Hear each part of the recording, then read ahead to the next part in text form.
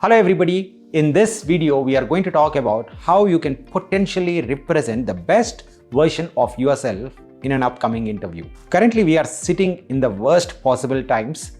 Lot of layoffs happening, Google, Amazon, Facebook. Even McKinsey has laid off employees in the recent past. A lot of good candidates, very good candidates are out there in the job market. Now, if you are going and giving an interview out there, you have to be the best version of yourself, no questions about that, and then leave the result to the interviewers itself. In this video, we are going to talk about 3 points which can help you be the best version of yourself. So let's get started with the video. Please go ahead, click on that like button, subscribe to the channel because I will tell you how that is going to help you going forward as well. Now, the first point that I want to highlight is please don't prepare for an interview like it's an entrance examination, like it's an IIT JEE examination. And what do I mean by that? If you are a software engineer, or let's say if you are preparing for a consulting interview, you might be asked a question, how can Zomato improve its profitability? What are some of the trends in the technology world? For these kind of questions, majority of the answers would be exactly the same. For the case of Zomato, folks will say, I will look into revenues, I will look into costs within revenues, I will look at all the 3 individual business units. Can you please tell me the business units? That is what the candidates will ask the interviewer.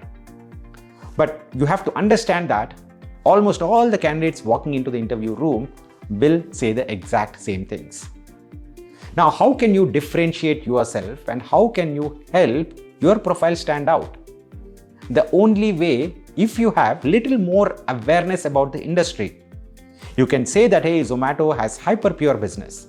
Zomato has started their instant deliveries, got a lot of backlash, stopped it, and then now utilizing the same entire setup for its next set of business ideas. Now you can ask me, hey Pavan, how many such kind of companies should I keep reading about? Unfortunately, the answer is you have to at least learn about the industries. You have to learn about the industry trends. If you are in the software space, you need to learn about the technology trends. If you are looking out for consulting, you need to know about a lot of industries, at least the basic trends that are there in the industry. So you cannot avoid these things. And this cannot happen overnight. You have to spend a lot of time. And you cannot say that I'm preparing for all of these so that I can crack an interview. This has to be a consumption of information on a daily basis. This has to be a way of living where you consume information just for the pure joy of it. And subsequently, it will help you in the interviews. And this is what is going to help you differentiate yourself from other candidates in the long run.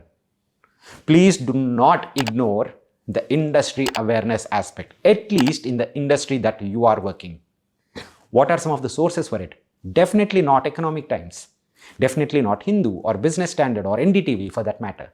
All these places will give you news and they will give you only numbers. They do not offer any kind of insights. Websites like McKinsey, BCG, Bain, Goldman Sachs, they offer insights. They offer insights around a whole variety of currently trending topics. And you can also get a lot of insights from Economist. You can also go ahead and look out some of the previous videos from the same channel. You have to be behind the insights. It is not about the news anymore for you. Please realize the difference and understand this, acknowledge the fact, and then keep learning these things. The second point that I also want to communicate is, please don't consider interviews in the corporate world as a zero-sum game. That is, hey, if somebody is getting an interview, then I'm losing. And if I win, somebody else loses. No, this is not a zero-sum game. This is rather a situation where 1 plus 1 is equal to 3. It is not 1 plus 1 equals to 2. And why do I say that? Because if you offer help, you will get that help. And you need to do that. One of the easiest ways for you to do that is go have a mock interview with somebody. When you give a mock interview, you will get feedback. And when you take a mock interview, when you give feedback to somebody, you will also realize that, hey, these are the mistakes that the other individual is committing and I should not commit these individual mistakes. This exactly is what will help you when you are going and giving that interview on your D-Day. So please do not consider this as a zero-sum game. That is the reason why I'm saying please do spread these kind of videos or these kind of insights, when you get a good insight, go ahead and share it in your networks. And they will reciprocate. They will reciprocate with a job opportunity, or they'll reciprocate with your highlighting or improving your entire preparation. Please do not ignore these things at all. It's not a zero-sum game. Please do realize that. The third thing that I want to highlight is, folks don't stay in the interview zone for the entire interview. And what do I mean by that? In the first 5 minutes and 10 minutes, people, they come with a lot of best practices and they attend the interview, they give the answers sticking to those best practices. But after 10 minutes, they go back to their old habits. For example, if I ask you, hey, how can Zomato improve their profitability? You might come back and say, hey Pavan, can you give me 2 minutes to prepare for my answer, to just arrange my thoughts on the paper? Good stuff. Now, this is only the first question in the interview, and there are subsequently a lot of other questions too. This is not a fastest fingers first tournament by any chance. So please take your time and subsequently give your answers. And for that to happen, you need to realize that these interviews are not for 10 minutes. And how can you get to these best practices? By practice. You cannot practice, or you cannot have a mock interview for 10 minutes. You need to have a mock interview for the entire 45 minutes duration. So having that mock interview is important. At the same time, having that mock interview for 45 minutes is even more important, so that you don't zone out first in the first 10-15 minutes. Now, just circling back and summarizing the entire conversation, number one, make sure that you are also learning about the industry at the same time. Number two, don't believe that this is all a zero-sum game. Understand that you give and take.